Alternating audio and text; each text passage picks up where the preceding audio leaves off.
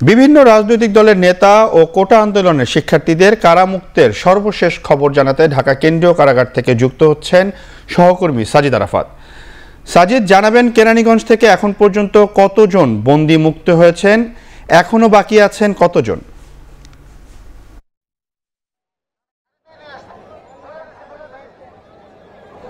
Seoul, আপনাকে ধন্যবাদ। আমরা সকাল থেকেই ঢাকা কেন্দ্রীয় কারাগার কেরানীগঞ্জে কিন্তু অবস্থান করছি।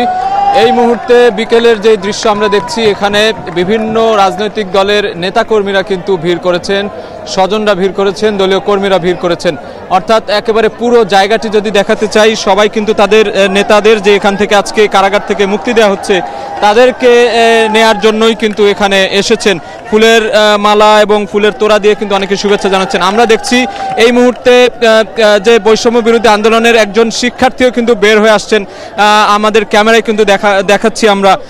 ঠিক এই বৈষম্য বিরোধী ছাত্র আন্দোলনে যারা আটক হয়েছিলেন তারা যেমন বের হচ্ছেন, ঠিক তেমনি কিন্তু বিভিন্ন রাজনৈতিক দলের নেতাকর্মী আজকে সকাল থেকে দুপুরের পর থেকে এখানে আমরা দেখছি এই কারাগার থেকে কিন্তু তারা ছাড়া পেয়েছেন। সর্বপ্রথম আমরা যদি ডাকসুর সাবেক ভিপি নুরুল হক নূর বের হয়েছেন, এরপরে বিএনপি নেতা আমানুল্লাহ আমান, আন্দালিব রহমান পার্থ থেকে শুরু করে নজরুল ইসলাম খান, আমির খসরু মাহমুদ চৌধুরী, রুহুল কবির রিজভী সহ সিনিয়র নেতৃবৃন্দ যারা ছিলেন এই কারাগারে বন্দী, তারা কিন্তু একে একে বের হয়ে আসছেন এবং তাদেরকে এখান থেকে নেয়ার জন্য দলীয় নেতাকর্মীদের কিন্তু উপচে পড়া ভিড় আমরা দেখতে পাচ্ছি। এই মুহূর্তে দেখছেন এখানে বাংলাদেশ জামায়াত ইসলামের যে নেতাকর্মীরা রয়েছেন তারাও কিছুক্ষণ আগে বেরিয়ে এসেছেন।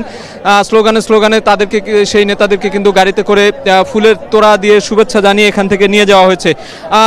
যদি সংখ্যায় বলতে চাই তাহলে আসলে যেই এক সাম্প্রতিক সময়ে যারা গ্রেপ্তার ছিলেন, ছাত্র আন্দোলনে যারা আটক ছিলেন তারা সহ অনেক নেতাকর্মী কিন্তু আজকে এই কেন্দ্রীয় কারাগার থেকে বের হয়ে এসেছেন এবং আমরা সকাল থেকে দেখেছি এখানে সেনাবাহিনীর কর্মকর্তারা যারা আছেন, সেনাবাহিনীর সদস্যরা, তারা কিন্তু এখানে নিরাপত্তা ব্যবস্থা জোরদার করেছেন। সকাল থেকে আমরা নেতাকর্মীদের ভিড় দেখতে পেয়েছি। সকাল থেকে যদিও বের করার যে প্রক্রিয়া ছিল, সিএমএম কোর্ট থেকে যে জামিনের আদেশ, সেই আদেশের কপি কারাগারে পৌঁছানোর পর থেকেই দুপুর 2:30টার পর থেকেই কিন্তু এখানে আমরা দেখেছি নেতাকর্মীরা যে ছাড়া পাওয়ার যে প্রক্রিয়া, সেই প্রক্রিয়া শুরু হয়েছে এবং এই মুহূর্তে আরও কিছু নেতাকর্মী ভেতরে আছেন বলে আমরা জানতে পেরেছি এবং তারা একে একে বের হয়ে আসবেন আর কিছুক্ষণ পরেই। শিক্ষার্থীও কিছু আমরা দেখেছি বের হয়ে এসেছেন। রাজনৈতিক নেতৃবৃন্দ যারা আছে তারাও কিন্তু ধীরে ধীরে বের হয়ে আসছেন। অনেক সিনিয়র নেতৃবৃন্দ তারা বের হয়ে এসেছেন এবং বাকি যারা আছেন তারা বলা হচ্ছে যে আর কিছুক্ষণের মধ্যেই হয়তো আজই তারা বের হয়ে আসবেন। তো তাদেরকে এই গ্রহণ করার জন্য এখানে কিন্তু অনেক ধরনের নেতাকর্মী আমরা দেখছি, তারা স্লোগানে মুখর অবস্থান করছেন। এখানে তাদের পদচারণায় কিন্তু মুখর হয়ে আছে এই জায়গাটি। এবং আরেকটি বিষয় বলে রাখি যে এখানে নিরাপত্তা বেষ্টনী কিন্তু সেনাবাহিনী এই মুহূর্তে নিয়ন্ত্রণ করছে। আমরা দেখছি যে এখানে সাধারণ যে নিরাপত্তা থাকে তার থেকেও কিন্তু আজকে অধিক সংখ্যক সেনা সদস্য এখানে নিয়ে আসা হয়েছে এবং আমরা দেখছি এই মুহূর্তে আমাদের ক্যামেরা হয়তো দেখতে পাচ্ছেন যে বিপুল পরিমাণ নেতাকর্মী যারা দীর্ঘদিন লড়াই সংগ্রাম করে বা রাজপথের আন্দোলন করতে গিয়ে বিভিন্ন মামলায়, নাশকতার মামলায় কিংবা মিথ্যা মামলায় যারা জড়িত হয়ে এই কারাগারে বন্দী ছিলেন, তারা কিন্তু একে একে মুক্তি পেয়েছেন এবং নেতৃবৃন্দের সাথে আমরা কথা বলেছি, তারা যেমনটি বলছিলেন যে এই মুহূর্তে নতুন একটি বাংলাদেশ গড়ার প্রত্যয় তাদের মধ্যে আমরা দেখতে পেয়েছি। তারা বলছেন নতুন নেতৃত্ব নিয়ে তারা দেশকে আরও এগিয়ে নিয়ে যাবেন।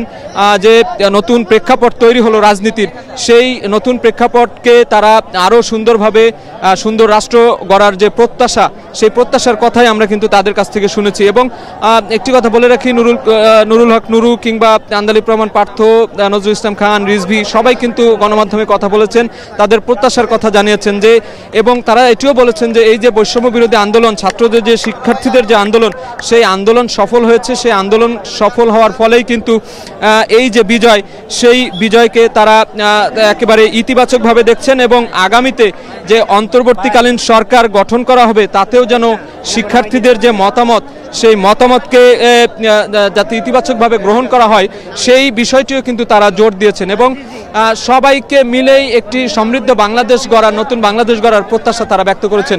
তো কেন্দ্রীয় কারাগার থেকে এই মুহূর্তে আমার কাছে ছিল এই সবশেষ খবর।